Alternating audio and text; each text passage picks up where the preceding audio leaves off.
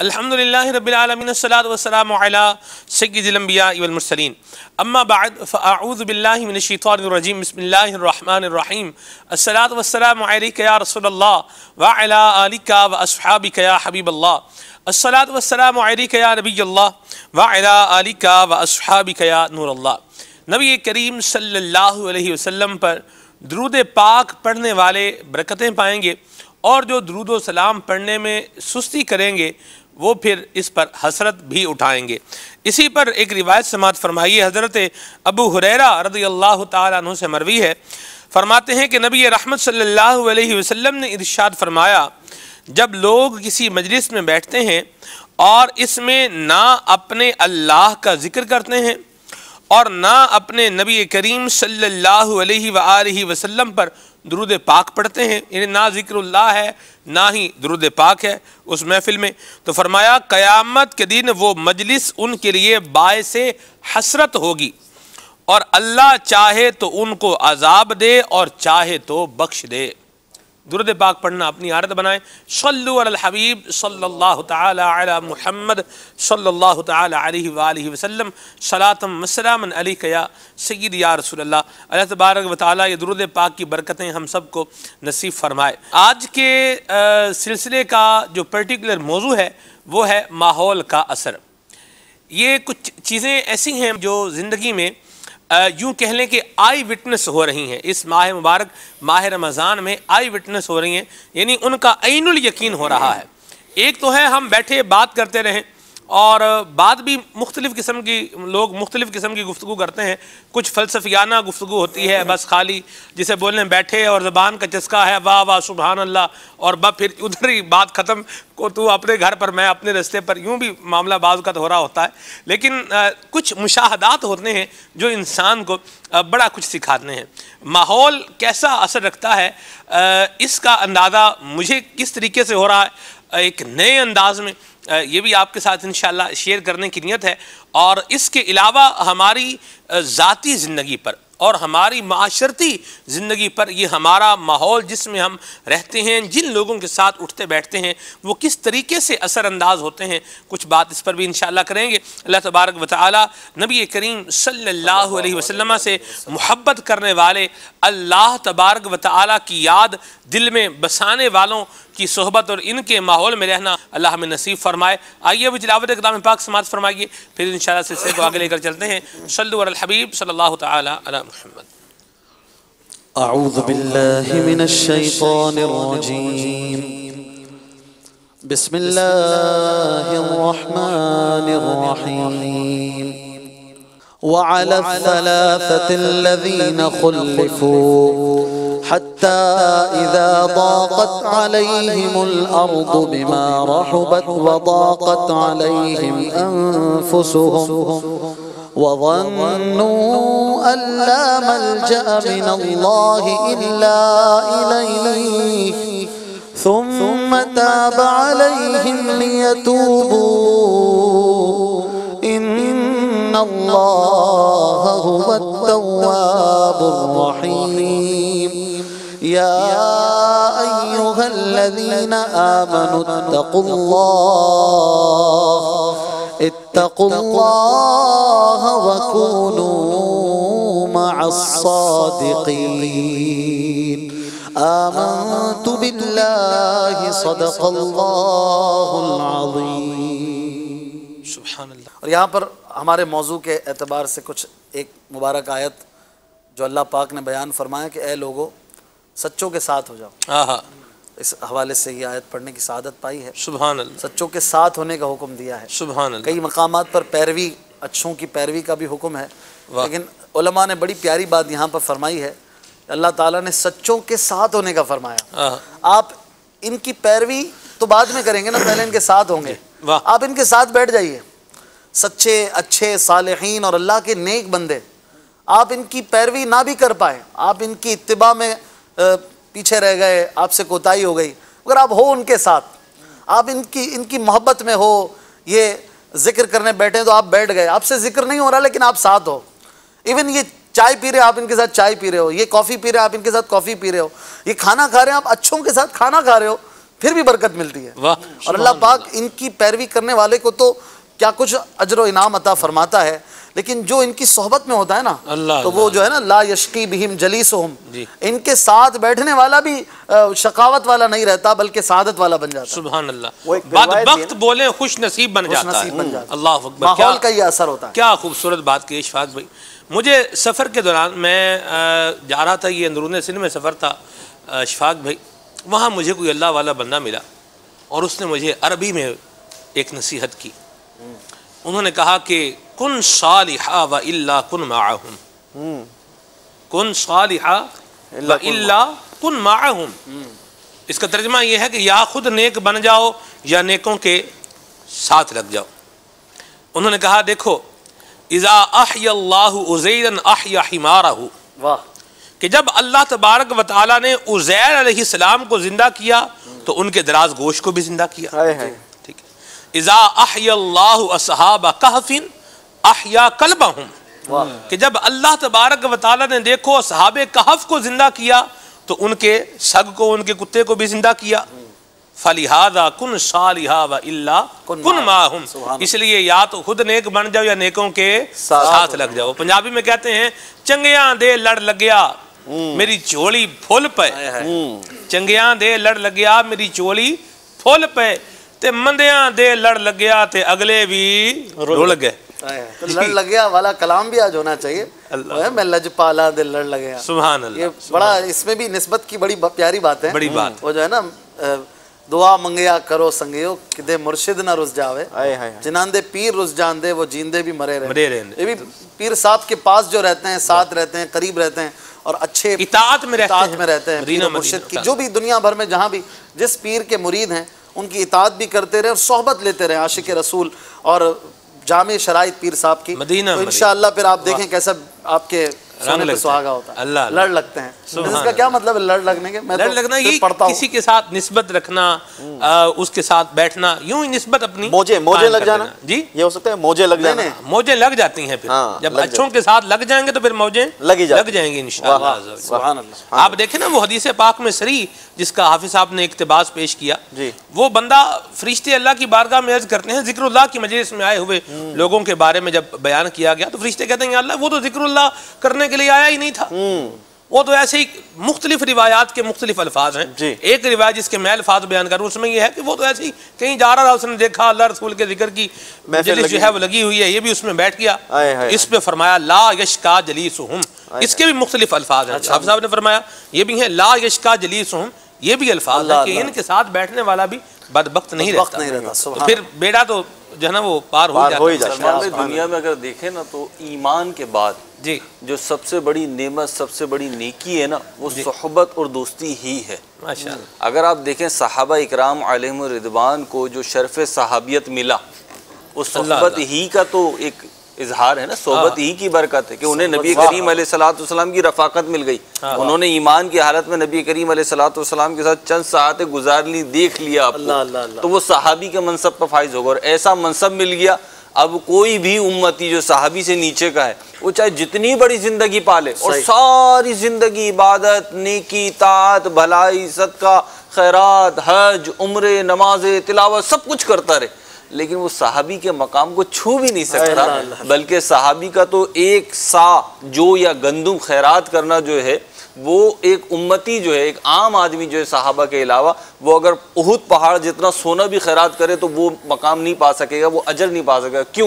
क्यों नहीं पा सकेगा? क्योंकि वो सहाबी हैं। और वो सहाबी क्यों बने? कि उन्होंने नबी करीम अलैहिस्सलाम की ज़ियारत की, आपकी सोहबत का शर्फ पाया, तो वो सहाबी हो गए। तो इससे बड़ी कौन सी सहाबी असल में अमल से बने ही नहीं है। अमल है बने नजर से हैं। जी, तो वो नजर तो किसी और को नहीं मिली, नजर से या सोहबत से, नजर से। वही मुराद के सरकार की जो नजर उन पे पड़ी, उनकी सरकार अलैहिस्सलाम। देखिए सहाबा की जो फजीलत है, जो आपने बात फरमाई, सहाबा की फजीलत इसलिए नहीं है सहाबी होने के एतबार से कि वो बहुत नमाजें पढ़ते थे। बेशक वो बहुत ही नमाजें पढ़ते थे, लेकिन उनकी वजह फजीलत ये नहीं बना सहाबी होने के एतबार से। तो सहाबी की जो वजह बनी ना, वो उनका सहाबी होना, नबी करीम अलैहिस्सलाम की सोहबत, आपसे मुलाकात, आपको देखना, ज़ियारत करना, ये सारी वजूहात बनी।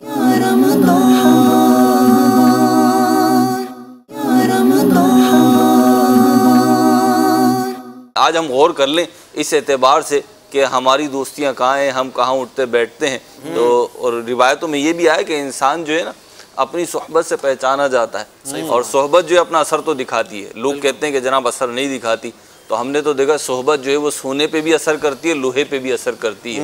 दुनिया की शायद ही कोई शे ऐसी हो जिसके ऊपर सोहबत और निस्बत जो है वो असर ना करती हो। अशफाक भाई, सुनारों के जो औजार होते हैं लोहे के होते हैं, जिससे वो सोने को ढालते हैं, जेवर की शक्ल में लाते हैं सलमान भाई।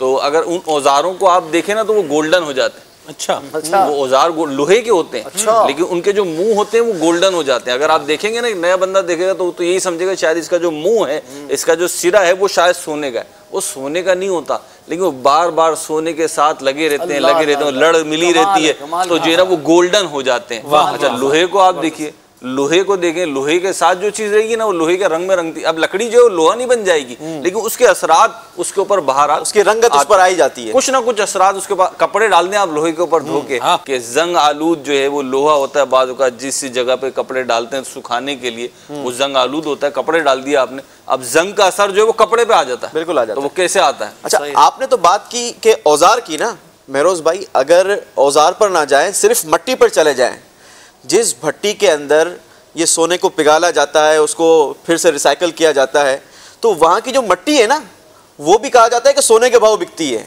अच्छा, वहाँ पर झाड़ू निकाल मट्टी के भाव नहीं बिकती, बाकायदा उसकी सफाई की जाती है। उस मट्टी को हासिल करने के लिए जिसे कहा जाए कि एक बोली लगती है, और उस मट्टी को हासिल करके फिर उसकी छनाई होती है और उससे भी गोल्ड हासिल किया जाता है। आपका तो तजर्बा है ना? बिल्कुल ऐसा ही है। अगर तारिक रोड पे देखते हैं जी, हमारे तारिक रोड साफ हो रहा होता है, रात के 2-2:30 बजे मैंने अक्सर देखा है कई बार, यानी जब जाना हुआ तो मैं देखता हूँ कुछ लोग होते हैं वो मिट्टी जो है ना वो भर रहे होते हैं। पहले मैंने समझता था पता नहीं सफाई वाले 2 बजे क्यों आ जाते हैं। सिर्फ इसी गली की सफाई करेंगे जिसमें दुकानें गोल्ड की होंगी। इससे ये बाकायदा ये कमाई का एक तरीका है, फिर उस मिट्टी को छान के गोल्ड निकाल। भाई इससे भी मजे की बात, आप दुनिया में कहीं पे भी स्वीपर वगैरह रखते हैं, सफाई वगैरह करवानी होती है, इवन मस्जिद में भी रखते हैं, तो क्या करते हैं आप स्वीपर के साथ? उसको आपको पैसे देना पड़ती है, मजदूरी देना पड़ती है, वहाँ लेते हैं। लेकिन सराफा मार्केट के जो स्वीपर होते हैं ना, जो सफाई करने वाले होते हैं, पैसे लेते नहीं है। अच्छा, ये पैसे देते हैं। बाकायदा अब उसका शरई हुकुम क्या है वो एक जुदा बात, लेकिन जो एक प्रैक्टिस है सलमान भाई, लाखों रुपए देते हैं।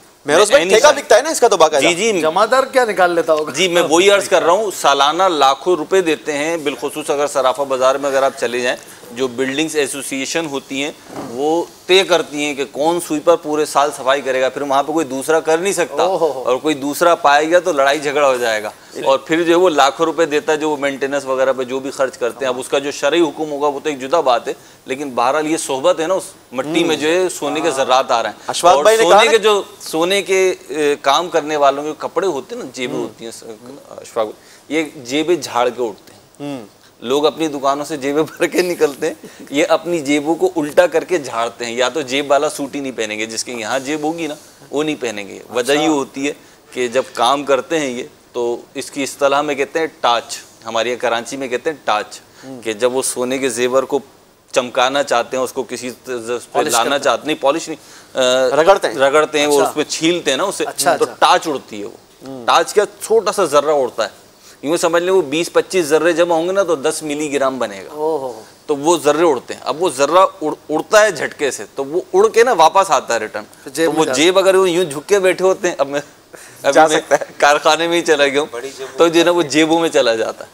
तो इसलिए वो जेबें झाड़ के उठते हैं। ये बुरुश रखे हुए होते हैं उन्होंने, अपने हाथों को बुरुश से साफ करके उठेंगे, हाथ धोएंगे तो वहीं पे पानी का टब रखा होता है जिसके अंदर हाथ धोएंगे। तो ये सारी चीजें क्या है सलमान भाई? ये सोहबत का असर है, माहौल का असर। आपको हैरानकुन बात बताऊं जी, ये मिट्टी की बात की है, ये मिट्टी तो मतलब मिट्टी ही है, लेकिन अशफाक भाई मुझे एक जगह पर मदनी काफिले में मैं हाजिर हुआ, तो वहाँ इस टाइम मैंने बताया कि यहाँ हमारे फ़लाँ सुनार हैं, तो उनके पास यूं ही मतलब वो मिट्टी, काफ़ी सारी मिट्टी उनके पास जमा थी, और उन 3-4 उनके जो तोड़े थे वो भरे हुए थे मिट्टी के। तो उनके अब्बा जी ने कहा चलो यार ये इनका कुछ करते हैं। तो उस मिट्टी का एक प्रोसेस होता है, यानी छान कर नहीं निकाला जाता, इतना आसान नहीं होता। हाँ जी, उन्होंने उसका वो प्रोसेस किया जनाब, और उसमें से वो 4 जो उनके गट्टू थे या 5 गट्टू जितने भी थे उनके, उसमें से तकरीबन 2.25 किलो सोना निकाला उन्होंने। 3.25 किलो सोना। मैं तो सुन के मेरे तो तोते उड़ गए। 3-4 गट्टू थे या पता नहीं कितने गट्टू थे उनके, यानी सलमान भाई मजे की बात, मिट्टी में मजे की बात। अब ये सुनारों पे सिलसिला सारा जा रहा है। सलमान भाई ने बताया ना, जितना भी सोना निकला उसके बाद अब जब सारा प्रोसेस हो गया ना, अपने तौर पे उस कारखानदार ने सारा प्रोसेस कर लिया और अपने तौर पे उसने सारा माल निकाल निचोड़ लिया, जो सोना था निचोड़ लिया। अब जो मट्टी है ना जी, अब वो बिकेगी, वो भी बिकेगी, अब वो बिकेगी। और मार्केट में उर्फ ये है हमारे यहाँ कि अब जो मट्टी बिकेगी 10,000 की, 20,000 की, 50,000 की, जितने की भी बिकेगी ना, तो फिर वो जितने उसके पास वर्कर है ना, उनमें तकसीम होती है वो। सालाना तौर पर एक तरह की मिठाई के पैसे जो भी कहले। अच्छा, उसमें से भी कुछ निकालते हैं? उसमें से भी प्रोसेस करके लोग निकालते हैं। गन्ने में से जूस जो था मुझे याद है, नींबू लगा के भी वो इतनी सारी बातें हो रही है तो कहने में मेरा ख्याल है हर्ज नहीं है। सलमान भाई, मैं जब गया ना, सुनार काम किया है मैंने बकायदा, तो जब मैं नए नए गया तो कोई चीज़ मैंने खाई, कोई रैपर था कुछ ना, तो वो खाया मैंने, और खाने के बाद वो मैंने बाहर की तरफ एक डस्टबिन रखा हुआ था, उसमें डाल दी। तो मुझे याद है, मुझे उस पर डांट सुनना पड़ी थी, और मुझे पहला सबक ये मिला था कि भाई यहाँ से कोई चीज़ बाहर नहीं फेंकनी है आपने। बाहर क्यों फेंका आपने? वो डब्बा रखा हुआ उसमें रखना है। यानी आप सोने के कारखाने में थे? मैं कारखाने में भी था, ज्वेलर्स पे भी था, हमारा वो 3-4 के सबके काम थे, तो सब जगह भी था। मतलब इस माहौल की हर चीज असर रखती है। अब वो जो है ना, वो कागज जलते हैं, कागज जो रोटियां आई हैं, मुख्तलिफ चीजें आती हैं, रेपर्स आते हैं, डब्बे आते हैं, तो अब वो इतनी आसानी से फेंकते नहीं है। वो ऐसा भी नहीं कि हर चीज ही उठा के रख रहे हैं, लेकिन जिसमें जरा सा भी शक है ना कि इसमें ज़रात लगे होंगे तो वो रखते रहेंगे। फिर वही वो जब मट्टी का मामला होगा तो उसी वक्त वो कागज जलेंगे, कागज जलेंगे। फिर आपने देखा हो, अगर कभी जाने का इत्तेफाक हो, तो सुनारों की दुकानों पे कोई कालीन नहीं मिलेगा, कोई फर्श नहीं मिलेगा बहुत अच्छा। जितना ही बड़ा कारखाना हो, किलो मनों के हिसाब से काम हो रहा हो, लाखों करोड़ों का काम हो रहा हो, बिछा हुआ क्या होगा? टाट, जिस पर आपके पैर चुभेंगे। नया बंदा तो उस पर चलते हुए तकलीफ महसूस करता है, वो बिछे होंगे। वजह क्या है कि जब आप उठ के चलेंगे ना, तो उस टाट की खुसूसियत होती है, वो आपका पैर साफ करती रहती है, आपके पैर में लग के कुछ नहीं जाएगा। अब वो कागज और वो टाट ये जलती है, जलने के बाद ये हो गई राख। अब इसमें से भी जो है वो प्रोसेस करके सोना निकाला जाता है। तो सोना निकालने वाले, हीरे निकालने वाले तो कहाँ से निकाल लेते हैं। सही बात है। सोने की बहुत सारी बातें हो गई। माहौल के असर पर मज़ीद थोड़ा सा देखें तो जैसे तिल को गुलाब में रख दें तो तिल गुलाबी हो जाता है। खरबूजे को देख के खरबूजा रंग पकड़ता है तो मुहावरा है। अब फ्रिज में रख बात है, देखें मिट्टी तो मिट्टी है दुनिया भर की, लेकिन जिस मिट्टी ने मदीना पा लिया उसको कैसा माहौल का असर मिला। वो मिट्टी ऐसी हो गई कि मलाइक लगाते हैं आंखों में अपनी, वो रोज खाके मज़ारे। ये तो आपको दर्ज में सुनाना चाहिए अशफाक भाई। और वो है ना, वो ए खाके मदीना तेरा कहना क्या है? ए खाके मदीना तेरा कहना क्या है? तुझे कुर्बे शाह है मदीना मिला है। ये वो मिट्टी हो गई जो शिफा देने लगी। अल्लाह, इस मिट्टी से बाकायदा शिफा मिलती है, ऐसी रिवायतें हैं।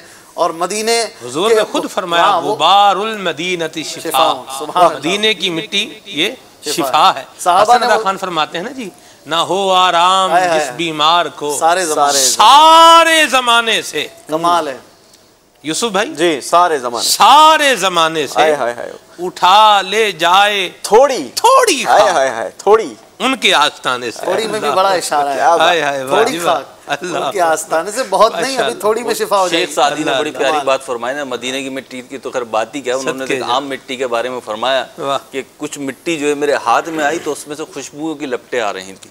तो तसव्वुर में बयान करते हैं कि मैंने उससे पूछा कि तू तो मिट्टी है, फिर तेरे अंदर खुशबू कहाँ से आई? तो उसने कहा मैं गुलाब, चंबेली और इस तरह के फूलों के साथ रही कुछ देर, तो उनकी जो खुशबू थी वो मुझ में रच बस गई। काश हम भी जो है लोग भी जो है ना फूलों की मानिंद और कांटों की मानिंद होते हैं। जो हम जिन लोगों के साथ दोस्तियां करते हैं, अपनी ज़िंदगियां गुजारते हैं, हमारे कुलीग्स होते हैं, अजीज़ व करीबा होते हैं, महल्लेदार होते हैं सलमान भाई, तो ये कोई गुलाब के फूल की मानिंद होता है, कोई चंबेली की मानिंद होता है, कोई किसी दूसरे फूल की मानिंद होता है। तो हमें भी चाहिए कि ऐसे ही फूलों के साथ जिंदगी गुजारें, कांटों वाले जो शख्सियत वाले फूलों के साथ जिंदगी गुजारें। कागज के फूल ना हो, बाद लोग कागज के फूल होते हैं, ऊपर से साफ सुथरे चमक दमक होती है, लेकिन उनका जो अंदर होता है वो बड़ा गंदा होता है। तो ऐसे लोगों से भी बचें, और ऐसे लोगों से भी जो कांटेदार होते हैं कि आप जाएं तो वो आपका दामन ही तार तार कर दें, तो ऐसे लोगों से भी बहरहाल बचा जाए।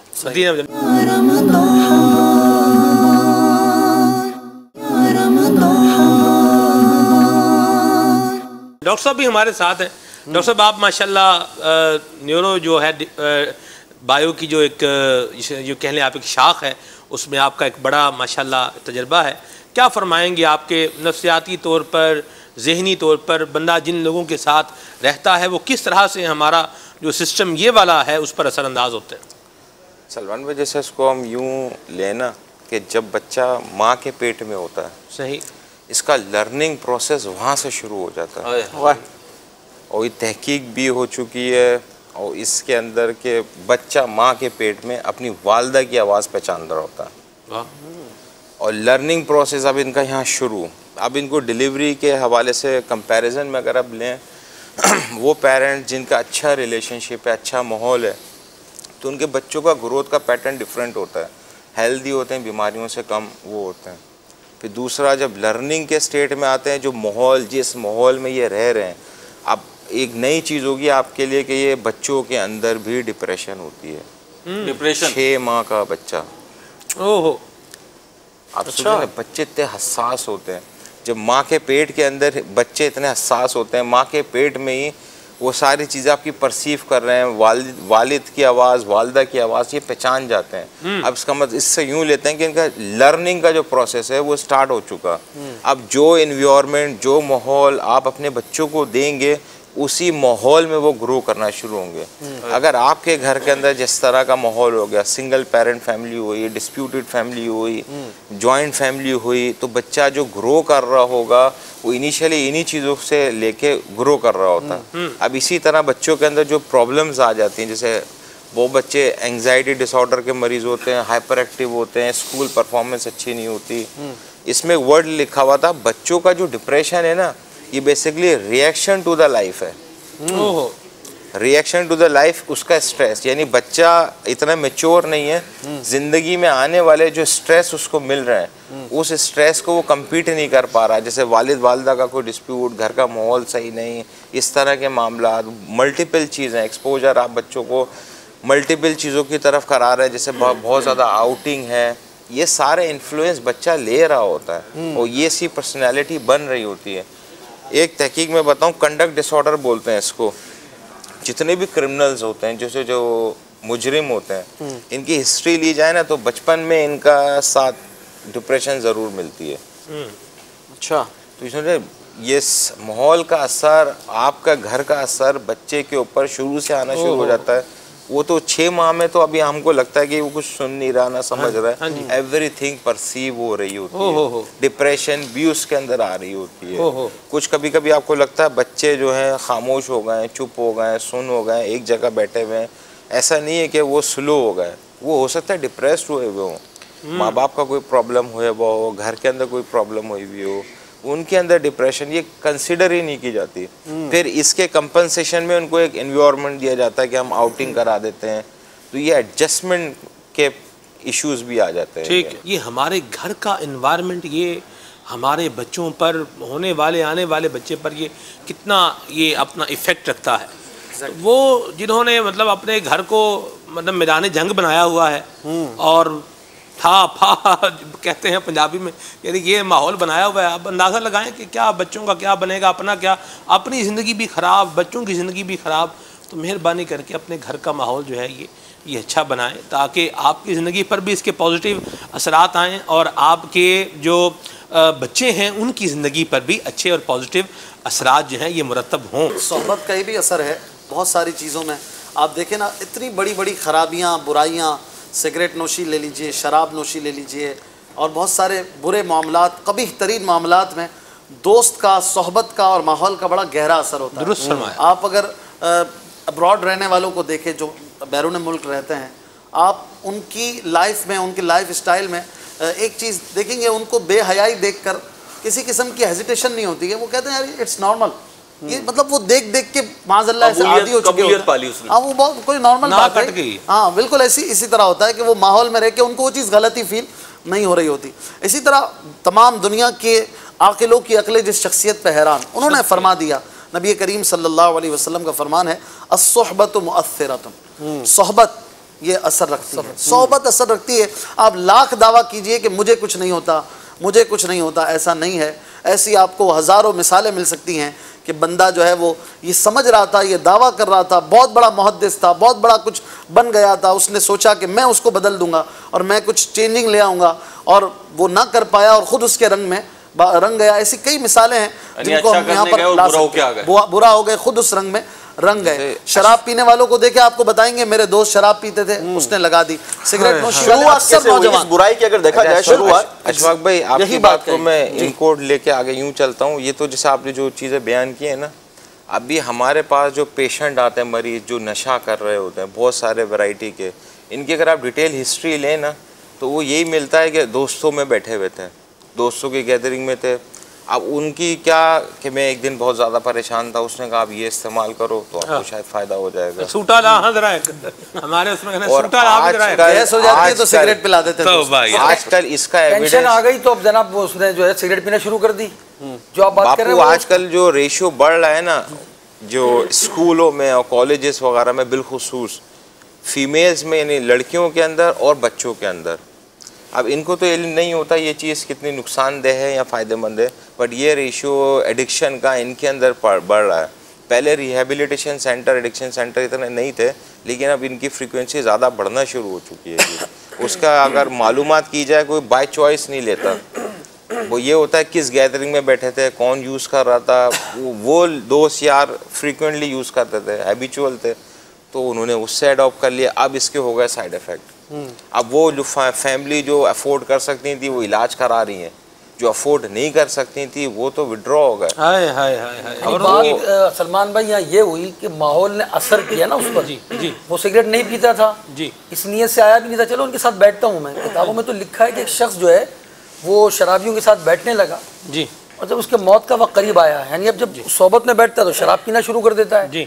मौत का वक्त करीब आया तो कलमे की तलकीन की गई उसे, तो उसने कहा तुम भी पियो मुझे भी पिलाओ। ये बुरी सोबत का असर था कि जिसने उसकी मौत के वक्त उसको कलमा पढ़ने नहीं दिया। इसी तरह एक शतरंज खेलने वाला था, वो कसरत से खेलता था, जब उसे कलमे की तलकीन की गई तो उसने कलमे के पढ़ने की जगह कहा शहक, एक चाल होती है शतरंज में जो उसमें लिखा हुआ था, तो उसने कलमा पढ़ने की जगह पर शहक का यानी वो चाल बयान की। अब जो अच्छे माहौल में रहेगा इंशाअल्लाह माशाअल्लाह सुभान अल्लाह कहता रहेगा, ला इलाहा इल्लल्लाह की तकरार वाले माहौल में रहेगा तो मौत के वक्त उसे कलमा याद आ जाएगा। अल्लाह सुभान अल्लाह सुभान अल्लाह, ये बड़ा असर होता है। मदनी फूल भी बयान हो रहे हैं, मेरे ज़हन में बहुत सारी बातें आ रही हैं।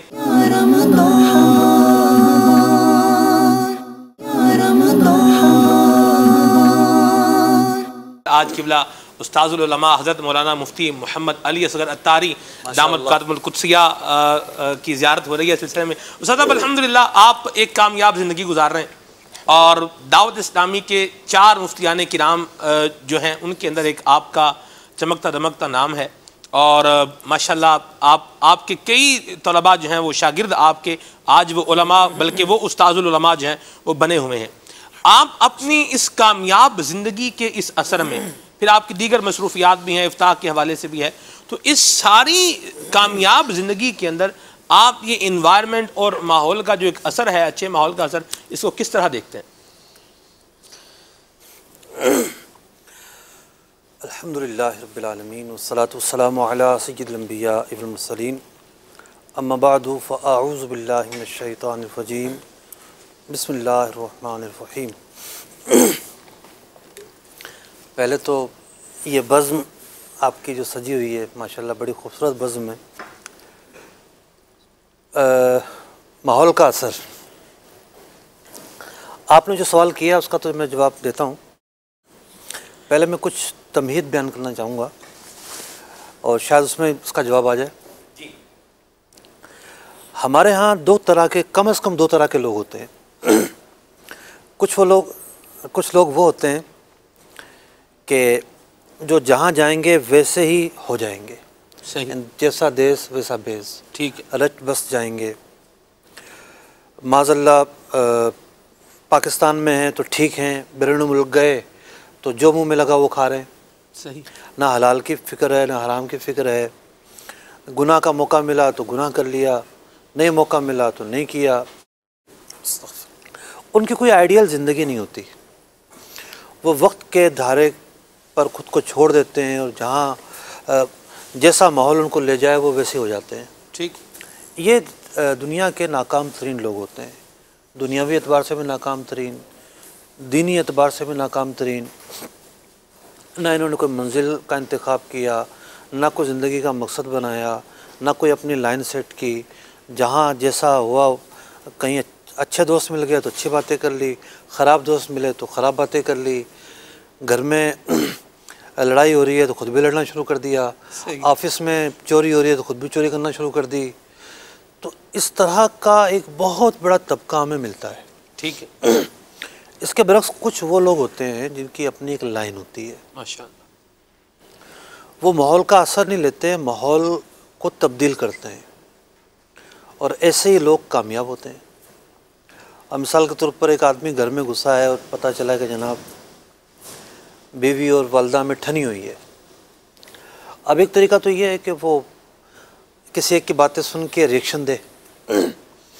दूसरा तरीका ये है कि वो उसके जहन में ये नुक्ता है कि इस माहौल को कूल कैसे करना है, वाह, हर एक को उस एतबार से डील करे।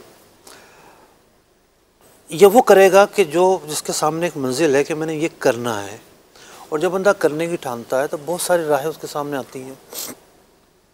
तालिब इल्म एक क्लास के अंदर 25-30 तालिब इल्म होते हैं, क्लास एक, स्कूल एक, मतलब कि ज़माना एक, लेकिन उन्हीं तलबा में से कुछ वो होते हैं जो अपनी लाइन खुद सेट करते हैं। बात यह है कि हमें पहले तो उस हिसार से निकलना होगा कि जो एक बहुत बड़े तबके ने अपने गिर्द बनाया हुआ है कि उन्हें इदराक ही नहीं होता कि ये माहौल कैसा है। इदराक की कमी है ना, पहले तो तशख़ीस ही नहीं है, ये अवेयरनेस नहीं, मतलब महसूसात नहीं है हम कहाँ जा रहे हैं। मिसाल के तौर पर पिछले कराची में 2-4 साल पहले, बल्कि 5 साल पहले भत्ता शुरू हो गया जनाब, गली गली भत्ता शुरू हो गया, गली गली स्ट्रीट क्राइम शुरू हो गए। क्या हुआ कि कुछ लोग सामने आए, देखा देख उनके कुछ और लोग आ गए, कुछ और लोग आ गए, कहा कि ये तो काम तो हम भी कर सकते हैं, ये तो काम तो बड़ा आसान है। तो लोग बाज़ औक़ात हवस में लग जाते हैं, ये नहीं देखते काम सही है या गलत है। तो आप जिस जगह बैठ रहे हैं वहाँ हो क्या रहा है, पहले तो इस बात का इदराक करने की कोशिश करें। सुभान अल्लाह। वहाँ का माहौल ख़राब है, अच्छा है, आपको तमीज़ तो पैदा हो, अपने अंदर तमीज़ पैदा करें और फिर अपने आप को बचाएं।